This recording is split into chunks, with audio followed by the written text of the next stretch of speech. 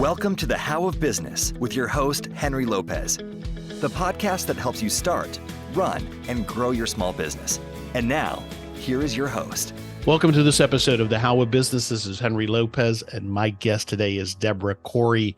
Debra, welcome to the show. Thank you so much for having me.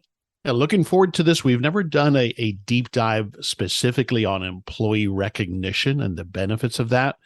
And Debra, who's with me today, is an award-winning HR leader and an author of several books, which we're going to chat about.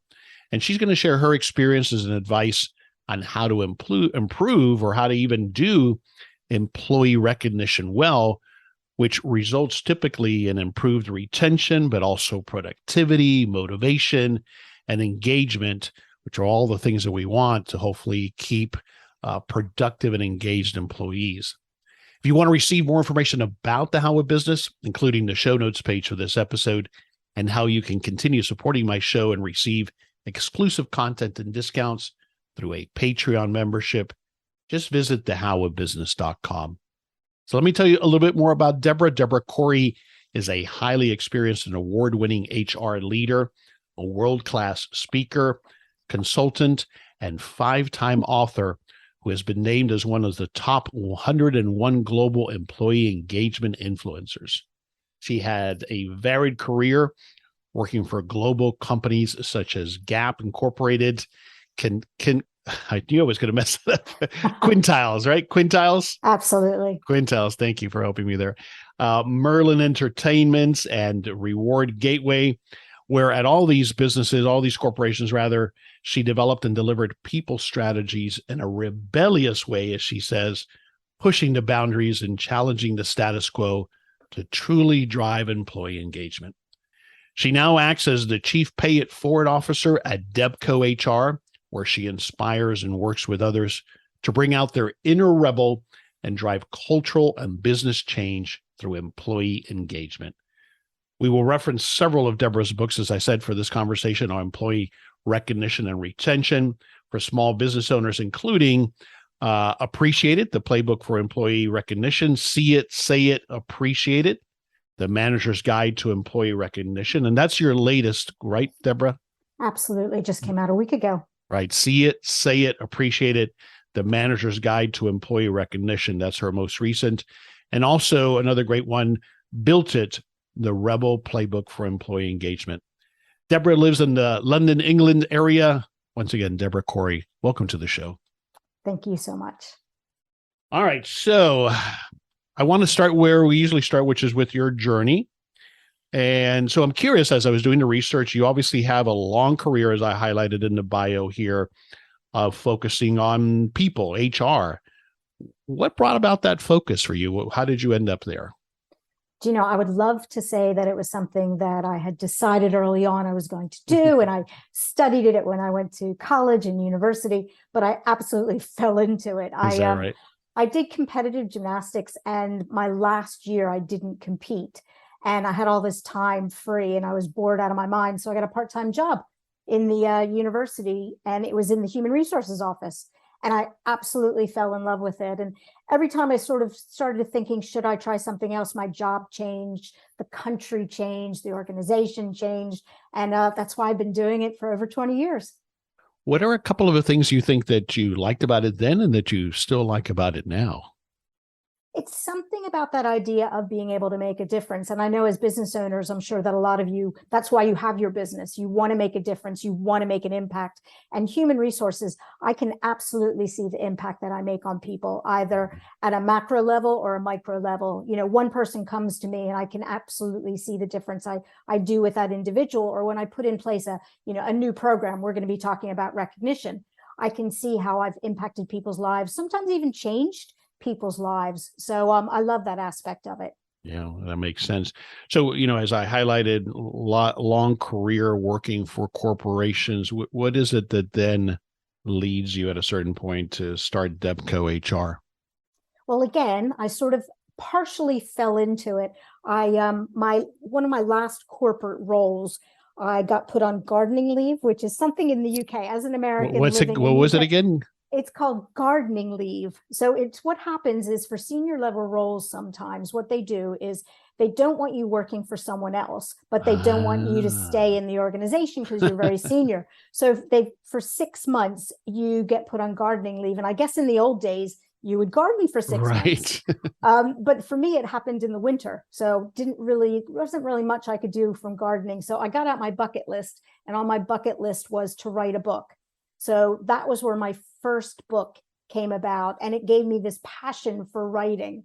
And when I joined my most recent company, Reward Gateway, they brought me on board to do HR, but also to help the CEO write another book. And they sent me around the world, and I did talks, and I worked with clients. So long story short, it made me realize that as much as I loved working in a company doing human resources, I could make an even greater impact doing it out on my own. And that's why I took the bold step of, after 20 years, going out on my own and setting up my company. Yeah, it is a bold step. If you think back to when you made that move, what was the feeling? What were you feeling about that, as far as, the risk of it anyway? Well, it's interesting. There's a book by Charles Handy called The Second Curve, and I was reading it as I was thinking about doing it. And he talks about when you're going to move into a new curve, so a new career or a new business, sometimes what's good is to have 1 foot in and 1 foot out. And that's exactly what I was lucky to do. So I had the safety of my company job, and I did that 50% of my time.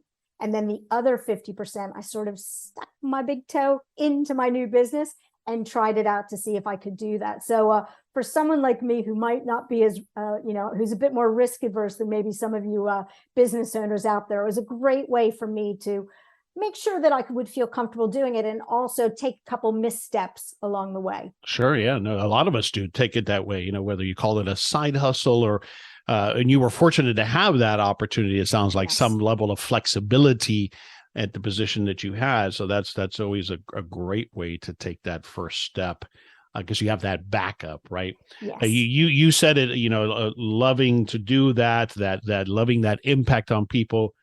Now, beyond the impact, what is it that you love about being your own boss, about owning your own business?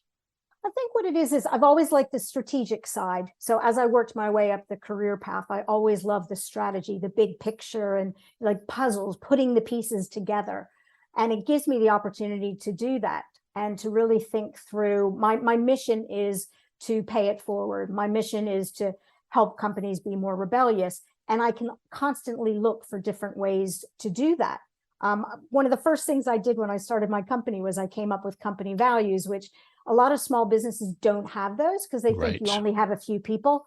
But I wanted to come up with values to make sure that as I was trying new things and, creating new pathways, that I would have something to lead me. So I've got 2 really simple values. The first is open the door to possibility. So always remind myself that that's what I should do. Never shut the door on something, try something new.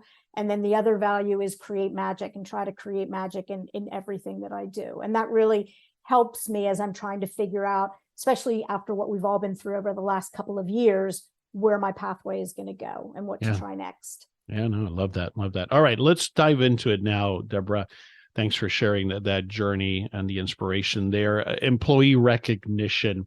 I thought maybe we'd start with this question. What, from your perspective, why is it important, and how is it that employee recognition can lead to retaining employees? But let's start with that. Why should I care as a small business owner about employee recognition? So it's interesting. Every time I do a workshop with managers, before I even start using the words employee recognition, I just ask people to raise their hands if they agree with me. So do you think that it's important to give your people feedback? Do you think it's important for them to know over and over again how they're doing, if they're going in the right direction or the wrong direction? Everybody obviously raises their hand when it comes to that. Do you think it's important for your employees to feel valued, like they're making a difference? Again, everybody raises their hand. Do you think it's important for your people to be productive? Everyone raises their hand. And the point of this, I could go on for the next 15 minutes on this one. The point is that employee recognition has so many amazing powers. It can do so many different things. So there's a lot of people who only see it one dimensionally, like, oh, it's going to make someone feel happy, which absolutely it does. but there's so many other powers that no matter who you are, what your business does, I would be very surprised if recognition could not tick the box of at least 1, 2, 3 of your overall objectives. Mm-hmm. So why have we traditionally as business owners, at least certainly in the States, have we not been, especially small business owners, as you alluded to, larger organizations have HR departments, have different programs. But for us as small business owners, we usually don't have an HR. We don't even have an HR person, right? Yeah. And so I think that there's this approach, and we'll talk more about it, that has shifted, especially with today's generation. But why have we failed at this so badly as small business owners in the past, do you think? Well, I think a lot of times it gets put on the back burner and we think, we're so busy, we're moving so quickly. I don't have the time to show appreciation. I don't have time to recognize. So that's one of it. I don't have time. Another one is I don't know how, because what I find a lot of times when I'm talking to business owners, managers, leaders, it might not be important to them. They got to the level that they are because, they've really been able to motivate themselves, and they might not need other people to do some of the things that recognition does. So sometimes we don't realize the impact that it can have. And, I always challenge people and tell stories of how, just next time you say thank you to someone, just watch them, just see how they react. My husband, who's about 6'3", I remember he told me how someone had recognized him and he was like skipping through the hallways, so a 6'3" guy with the beard, engineering manager skipping through the hallways. That's how much it made him feel like he made a difference. Hopefully he doesn't listen to this, because he'd be very embarrassed that I just said that. Yeah. I'm 6'3" as well, so I can can envision it very well. But I mean, you're absolutely. We all as humans crave that, right? But I think that for those of us who are older, we come from, like you just alluded to, we come from an environment where that just is not the way it was done, and we don't know how. We end up now being business owners, and we don't know how to do this well, do we? And we don't know what to recognize. And again, it might seem obvious, but sometimes, I get a lot of questions like, can you ever recognize too often? So if I recognize someone on Monday and on Tuesday they do a great job on something different, is that going to cause problems? So it's really just trying to figure out the why and the when of how to get that recognition right. Right. Because I mean, it still has to be as genuine as possible, right? It still has to be something that has some meaning. Otherwise, people read through that pretty quickly as well. Absolutely. People know when it's just lip service. They know, it's like your kids, you keep telling them, great job. And they're like, Mom, you say that all the time. And it completely loses the impact of it. So it's that balance. Absolutely. I speak to that same, I use that same term, lipstick on a pig, that you see at a lot of poorly run fast food restaurants, at least here in the States, the plaque of the employee of the month, or you'll go in somewhere and you see the soaring eagle poster, and there is no meaning behind it. The owners don't really believe it. It's just something they think they're supposed to do, and the employees don't believe it, right? Yeah, and that's why what I'm trying to do is to change the focus. And because a lot of times I definitely have done this throughout my career, we focus so much on that recognition award, and we don't focus on how the person is going to feel at the end. And I've got a great example that someone shared with me. There was a hospital in the US, and they wanted to thank their people, to recognize their staff for going above and beyond with patients. And they decided, well, we're going to give them a voucher for coffee, to go get a cup of coffee outside of the hospital, because, we all make fun of hospital coffee. And it sounded like a great idea. When I heard it, I was like, that's great. What a fantastic idea. I wish I'd thought of that myself. And then unfortunately, some of the feedback they got from their employees was that the way that they actually felt was, I've just saved this person's life, or I've just stayed up all night with this patient's family, and I get a cup of coffee. That's all you give me.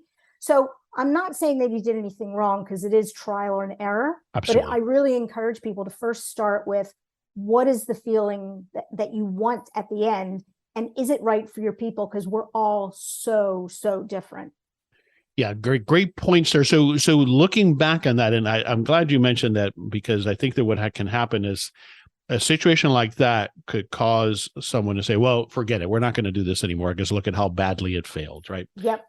So trial and error. But what could they have done differently there now in hindsight? Well, one of the things that I always do first is I go out and I speak to my people and I listen to my people and I understand what is going to be meaningful for them. So I do these sessions, these say and do sessions. So when you do this, what should we say through recognition and appreciation to make you feel valued? And if you don't have a lot of money, so, I don't know this hospital, so I didn't go and speak to them personally. Sure, yeah. But, if I was this hospital and they said to me, well, the reason we did the coffee vouchers is we didn't have a lot of money. That's great. But the way that I would communicate it to my employees is, you know what, guys, I know it's a coffee voucher. We have to watch every single penny that we have, but know that is a big cup of coffee and that coffee has a lot of meaning. And really just make sure that people get that feeling by understanding, the impact of just getting that coffee voucher. And it completely can change the feeling just by communicating it more effectively. Yeah, that makes sense. I get that. And, some other ideas might have been, the CEO is going to come with you to have the cup of coffee, or, one of the things that maybe might have been more commensurate to the effort might have been time off, but they might not have been able to afford to do that, right? Yeah. So I get what you're saying. It's how it's positioned and how you think about the employee's feelings that is the bigger takeaway here. Yeah. Yeah. And I'm a big believer, not just with recognition, but everything is choice. Because too many times I've tried to find that perfect thing. I remember I worked for one company, and to recognize years of service, we had this designer design the most beautiful watches. So thank you for your time. And you get this watch that you couldn't get anywhere else. And we thought this was going to be amazing. And then we heard some of our employees were selling them on eBay because they didn't want to watch. And I always remember that every single time I design a program, and I try to add flexibility and choice so that the manager and the people can pick what's most appropriate to create that feeling. Yeah, that's a great takeaway. I'm just making a note there. Okay. As before we get into, how to do it, you also talk about what you call a revolution, and I'll have you explain why you use that term specifically, but it's that state of employee engagement that we're in now. We all find ourselves with that. So tell me a little bit about your observations there and why you coined it that way. Well, my second book that I wrote, I think I mentioned that my second book I wrote with the CEO of my company, and it's called The Rebel Playbook. And we just started joking about we're creating a revolution, and we want people to join our revolution. So that was in I think 2018. And I bring that with me everywhere because the whole idea is to challenge the way we think and act. And my CEO and I used to joke because when we'd finish a chapter, if I didn't feel a little bit nervous and apprehensive at the end because it was so different than what I had done, we went back and wrote it again because we really wanted people like me and new people to HR to really start looking and doing things differently if we were ever going to change the state of employee engagement. Yeah. And so is that what you meant by being a rebel, is going against how it's always been done or the status quo in HR? Is that what it's about? Yeah, I think it starts with asking the question why. And sometimes what I might have done 20 years ago might work. But I think it really starts with asking the question why. Why am I doing it? Listening to my people, and then making sure that you align everything to make sure that it drives the right results. But often it is letting go of some of the old ways that we did things in the past. And I'll give you a perfect example. In the middle of writing this book with my CEO, we were putting in a recognition program. And the employees were getting, I think I gave everybody 12 opportunities once a month to be able to give a colleague, I think it was a $15 voucher. It was only $15. That's it. And I was all ready to do what I had done over and over again, which was when they wanted to do it, it would have to come to me in HR and I would have to sign off. Mm-hmm. And my CEO looked at me, he goes, "You're writing a book about challenging the status quo and a revolution. Why are you going to slow down the process by signing things off?" And I said, "You know what? You're right." I went right into that comfort zone. I turned the switch off, and you know what? Nothing bad happened. If anything, I had to continually remind my people, you've got these lovely vouchers. Use them. Use them, yeah. They didn't go crazy. They didn't give them to their best friends or to themselves. It worked fine. Yeah. Yeah. I think that's a brilliant example of how to not create friction in the process because you want to control it. Yeah. And that at the end of the day, most of your staff, the vast majority of you, they want to do the right thing. Right. Yeah. And there's something we always say that there's like 1 or 2% of our people who are breaking the rules, but we design all of our rules around those 1 or 2%. That's right. And they're going to get caught doing something eventually anyway. So to your point, don't bog down your rules based off of those people. Agreed. This is Henry Lopez, briefly pausing this episode to invite you to schedule a free coaching consultation with me. I welcome the opportunity to chat with you about your business plans and offer the guidance and accountability that we all need to achieve success. As an experienced small business owner myself, I understand the challenges you're experiencing, and often it's about helping you ask the right questions to help you make progress towards achieving your goals. Whether it's getting started with your first business or growing and maybe exiting your existing small business, I can help you get there.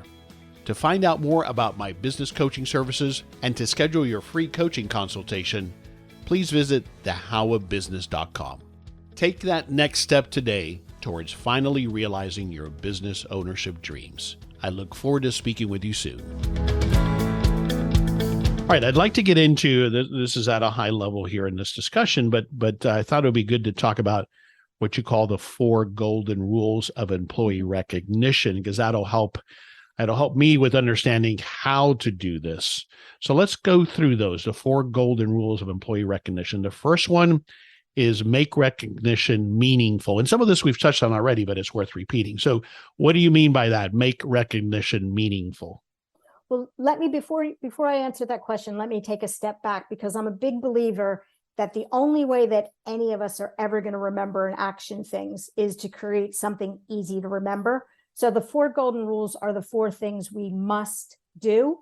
And each of the letters of the word must stands for one. So as I'm going through that, remember that must, M-U-S-T. But yeah, meaningful.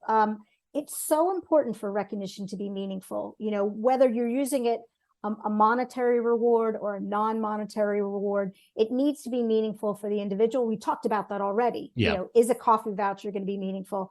It also has to be meaningful for the company. So are there certain things that you as a business owner really need from your people? I don't know. Maybe you're having a problem with customer service. So maybe you can come up with some way to really try to motivate people and to get people to really perform and use recognition. So meaningful in that way, and also meaningful in what you say and what you do. So through the rewards, but even the words. I mean, like, have you ever gotten, I don't know, a birthday card or a anniversary card or something where the person only signs their name and you think that person really didn't care at all? So how can you write a meaningful message? And there's a model I use from a book called Crave by Greg Lederman, which is AVI. So you say what action the person did. So what did they do that you're recognizing them? You link it to your company value, if you have your value or something that's important, your objective, and then you share the impact. Last but not least, so what was the difference by what you did? And just by doing that, you can create meaning in such a more effective way, even if you just do that one simple thing. Share the impact. And I think that what you were touching on there as well, which I've seen to be so effective, is that if that note or thank you card, even if it's brief, is handwritten by someone, you know, the owner or a VP or somebody at a higher level that I respect in particular, that has so much more impact, doesn't it? That recognition. Absolutely. As a business owner, you do not know the impact that you can make just by doing a simple thank you. If you could see my desk drawer, my top desk drawer, I save those handwritten notes from my business leaders. And when I'm having a rough day, so they impact me when I get it. And when I'm having a rough day or I just need to motivate myself, I pull them out and I read them again. So just imagine as you're writing these notes, the impact it can have. Yeah. It's magical. Going back to, you've shared the example at the hospital. Now we touched on it here as well. As a small business owner, I think it makes sense for me to, as I put together a recognition program, to include maybe a couple of those key employees and have them provide input. I think that the reason I might be scared to do that is like, well, gosh, what if they come up with things I cannot afford or I can't do? And now there's a big disappointment. But what do you think about that as to how to develop it? Absolutely. Some of my best ideas, actually all of my best ideas, come from my people. So, and they know, they're going to surprise you actually. So I think I mentioned before that the vouchers were for $15. When I did those say-do exercises, sessions with my employees, I set expectations. I'm like, I only have so much of a budget. Okay. And they actually came in lower than my budget. They said, we don't want big awards. We're the type of company where it's more important to get for everyone to feel appreciated than to give these big awards to just a few people. So the reason I came up with $15 is I said, well, what are the kinds of things that you would want to do when someone makes a contribution and helps you or whatever we mapped out? And they said, well, I'd like to give them a box of chocolates, a bottle of wine, something like that. And that's literally how I came up with $15. And then they got a voucher that they could decide if they wanted wine, chocolate, or whatever they wanted to buy. Some people even saved the vouchers. My favorite story is one of my employees said he saved all of these little vouchers, bought a pair of shoes, and every time he wore the shoes, he thought of all the people who had thanked him and contributed to the shoes. That's wonderful. Oh, yeah, I love it. Yeah, great tip there of going into it with setting, here are the boundaries that we have, and then open it up for ideas, and people will respect that. They appreciate that. They understand that. Absolutely. All right. We should do it in everything that we do. Agreed. Good point. All right. So that's the M in must. The U is unified. Make recognition unified. What does that mean? So I would have liked to use the letter I, but missed didn't have the same impact as must. So it's all about being unified and inclusive. And I'm sure that every business owner right now is working on things to respect diversity, inclusion, and belonging. And I genuinely feel that when it comes to recognition and appreciation, actually many times it drives a wedge in between it because we create the haves and the have-nots. You mentioned like the employee of the month, right? Mm-hmm. So you've made one person really happy, but what about all those other people who are contributing day in and day out? I call them the eye rollers. They're like, oh yeah, that person's getting employee of the month again, or that person's getting employee of the quarter. And I'm not saying you can't do it, but find ways to be able to find recognition and appreciation in everyone. And I challenge my employees. I'm like, it's not just a one-way street. You need to make sure that your boss knows the great things that you're doing, or they're never going to be able to appreciate you for it. Yeah. Yeah, that's you just kind of highlighted for me one of the other reasons I didn't know that I hated the whole employee of the month thing. And when I say hated, it can be done well. So let's take that back. But that's the point there. When it's done poorly, it creates more problems than it's worth. It creates resentment. It creates that eye rolling. Oh, that's the teacher's pet. And that's why he and she always gets it. And so that's what you mean by unified. Try to make it a program that allows everybody an opportunity to be recognized. Is that right? Absolutely. And when I was writing the book, I was a bit obsessed with MasterChef Australia.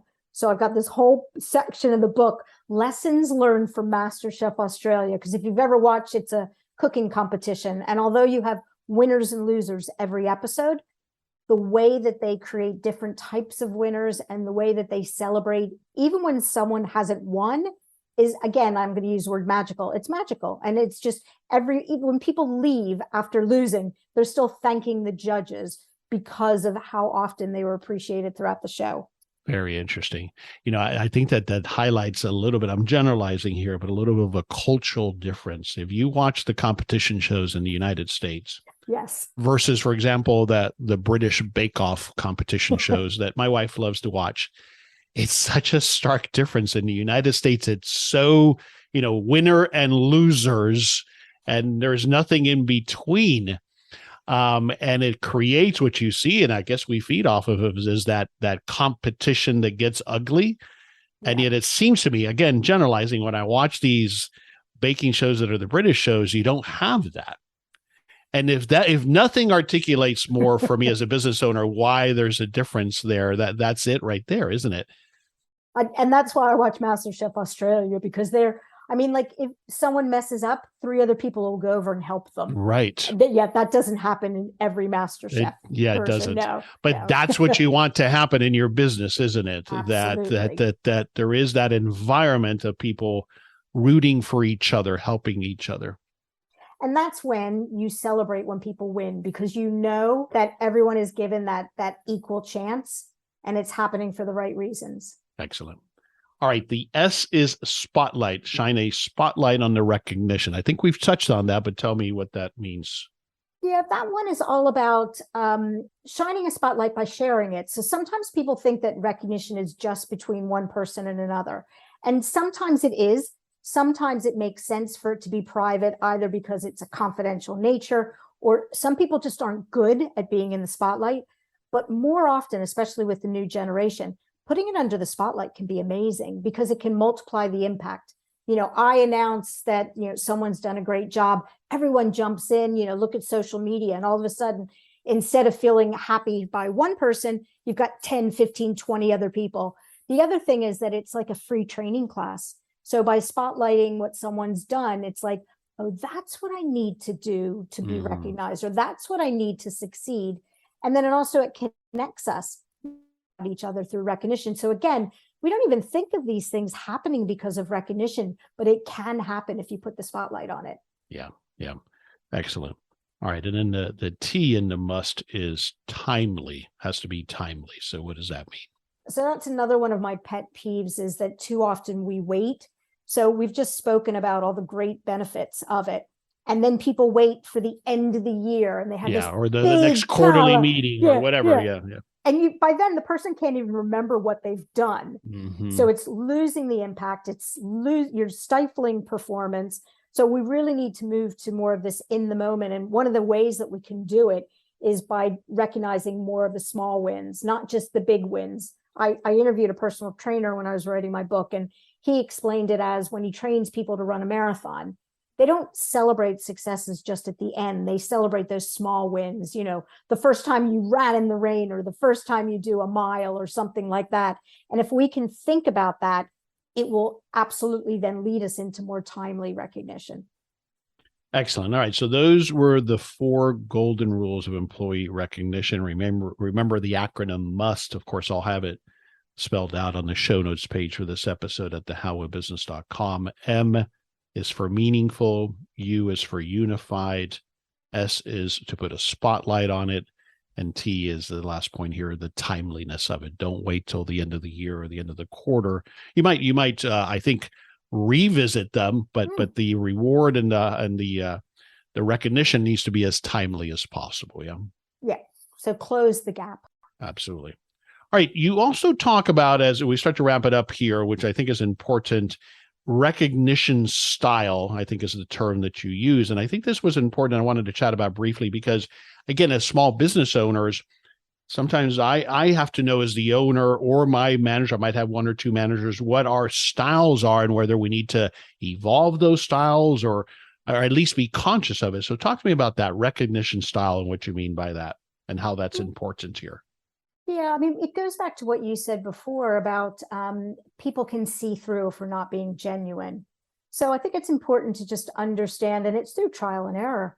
What is your way to recognize people? Is it to buy a stack of cards that have some image on it that is really meaningful for you? One company I worked with, each of the leaders designed their own card that aligned with, who they were. I interviewed someone at KFC and they said each of the leaders can do whatever kind of gift they want. One of my favorites is the chief people officer. He gives out these culture vulture awards. He went to the pet shop and he bought these squeaky toys that you give your dogs. And he said it cost like $4 or $5. And that's his style. When I used to work for Gap, I remember there's this one guy who made the most amazing cookies. And when you would do something to help him, you'd get these. So everybody wanted to help him. So I think the key is just, talk to other people, ask them what they do. It's great learning from other people, but then figure out what's going to work best for you. Talk to your people, find out what style would work for them as well. And then just try a couple different things, either at the same time or different times. Have some fun with it. That's one of my main things about recognition that I love, it's one of those topics that it is fun. Yes. How many things can we do that genuinely put a smile on someone's face? Absolutely. Yeah, it should be a fun all the way around. But yeah, I love that point though about, as you said, the example with the cookies, because I think when we think about it that way, it's going to make it that much more genuine as well, that I really do believe in this, that I really do feel this, and that I'm really trying to recognize you in the way that I can best do so. Absolutely. And that's where you need to get to know your people. I know I gave my previous company, I gave an award to, I think we had 40 people in this one country who worked for 3 months to raise money for an orphanage. And I wanted to thank them. So I just had informal conversations with them all. And I found out that what they loved was doing those escape rooms. So my gift to them was I sent them all an escape room. To me, that would have been punishment, but to them, they loved it. Yeah, I agree. It would have been punishment for me as well. So, I think that a couple of the key things here that resonate the most for me is that we talk about this often on the show, Debra, is that we tend to run our businesses such that we put in controls and we watch to catch people doing the wrong thing. Employee recognition shifts that. It's the opposite of that. Let's catch people doing the right thing. And what it does, not only does it lead to retention and productivity and all those things, but I think it obviously leads to a culture that's more positive for everybody, including me as the business owner, because it's more fun, right? Yeah.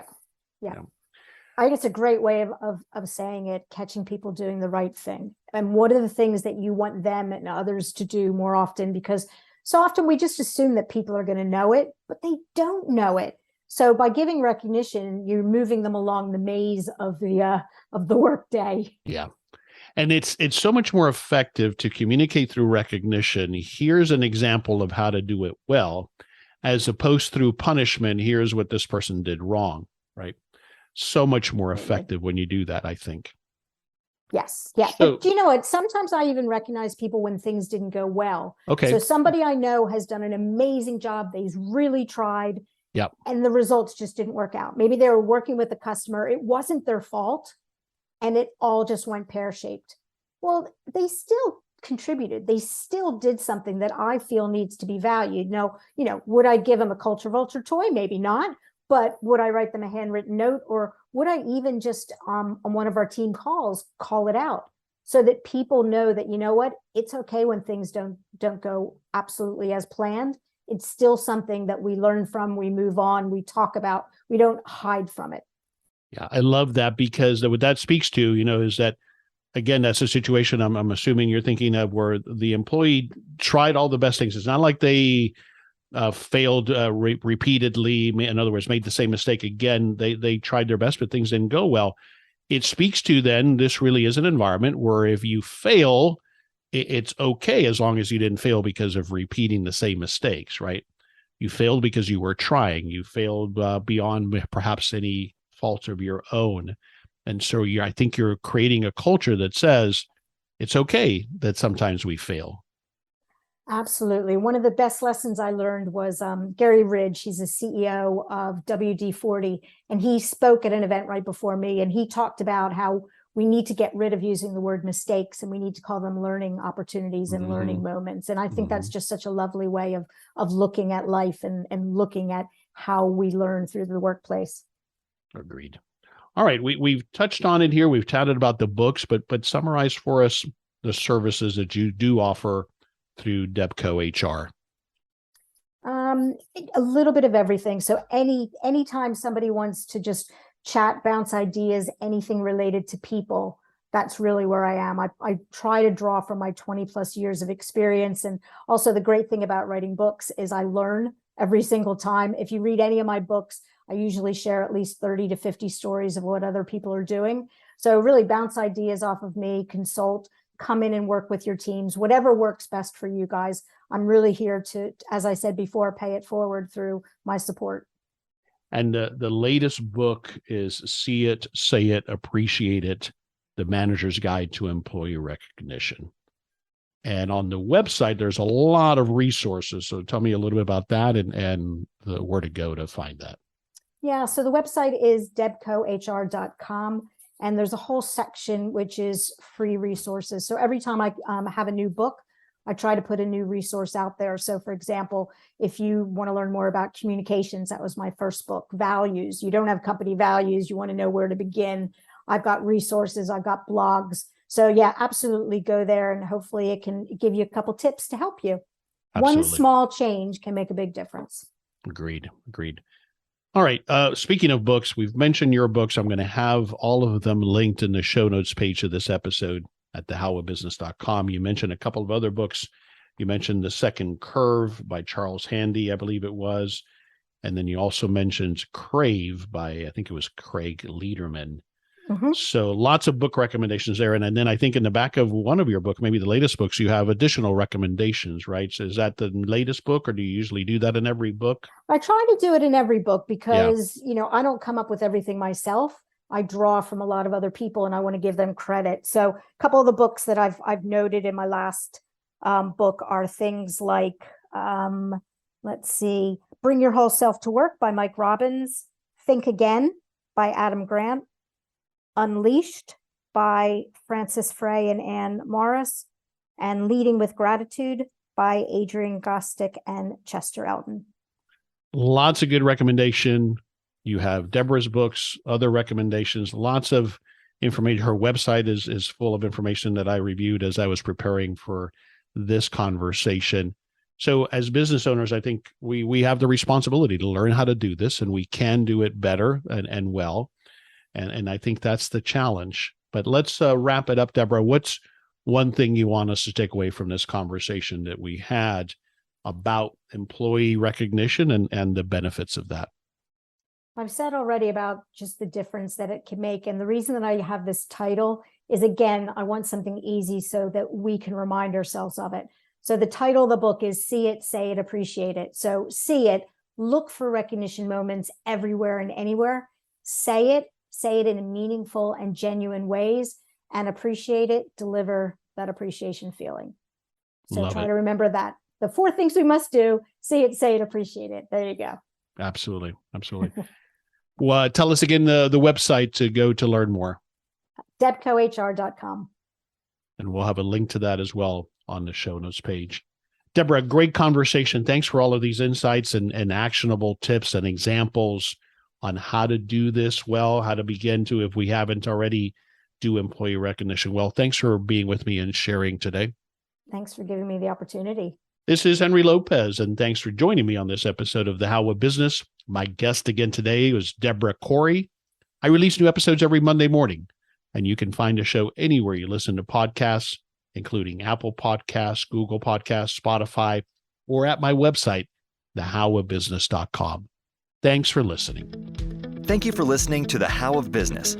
For more information about our coaching programs, online courses, show notes pages, links, and other resources, please visit thehowofbusiness.com.